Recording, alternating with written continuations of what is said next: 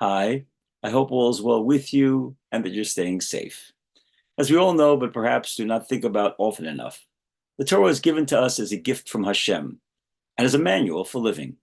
Just as in the computer world, when we buy a new software program, it comes with a manual to teach us how to use the program properly. The Torah is a manual to teach us how to live life properly and to the maximum. In Parshas Kedoshim, there are numerous examples of this, and I would like to focus on one. The Torah teaches us, lo sikam v'lo sitor, we may not take revenge nor bear a grudge. What does that mean? Reuven asks Shimon to borrow his hammer, and Reuven says no. When Reuven then asks Shimon to borrow his screwdriver, Shimon says that since you didn't lend me your hammer, I'm not lending you my screwdriver. That is taking revenge. If Shimon would have said, I am lending you my screwdriver, even though you didn't lend me your hammer, that is lo sitor, that is holding a grudge. In both cases, Shimon is violating an Issa d'Oraisa, a Torah law.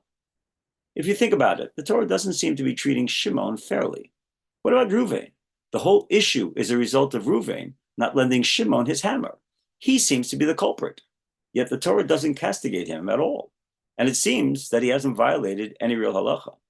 Why is Shimon the one who's at fault? The late Rosh Yeshiva of Chafetz Chaim, Rav Alter Henoch Leibowitz Zatzal, gives us a beautiful answer that helps us understand Hashkafat HaTorah and the psyche of the human being. Reuven, who didn't lend his hammer, may be lacking an appreciation of chesed, and he should have lent his hammer, but as I mentioned, didn't actually violate any halacha. Shimon, on the other hand, is on a higher madreger, a higher level than Reuven. He would have lent his screwdriver to Reuven if not for the sin'ah, the hatred that poisoned his desire to perform that kindness. Hashem is not willing to tolerate hatred between Jews, and this feeling must be eradicated. After we leave this world, we will have to answer to the Ribono Shel Olam for any feelings of hatred or resentment we had, regardless of how justified it may have seemed.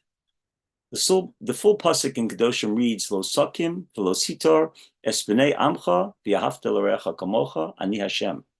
The pasuk ends with the words Ani Hashem to remind us that everything that we have in this world is a gift from Hashem. If Hashem wanted Shimon to have the hammer, Reuven would have lent it to him. Obviously, for whatever reason, that is not what Hashem wanted. Reuven was just the shliach, the messenger. The decision was Hashem's. We must remember that in all areas of our lives, what we have and what we experience is all from Hashem.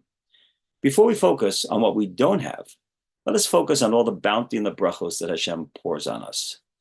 Not being lent the hammer is an isayon. It's a test. We are better than Reuven and need to take the high road of life. Roll with the punches and remember Hakol B'dei Shemayim.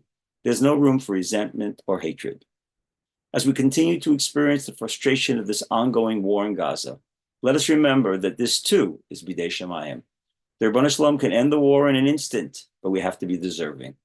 Let us continue to daven, and perhaps just as importantly, let us keep working on our Ben Adam L'Chavero and show Hashem that the time has come to finally redeem us from this bitter exile by bringing Mashiach b'mehera b'yameinu. Let us share Besuros Tovos very soon. Go to.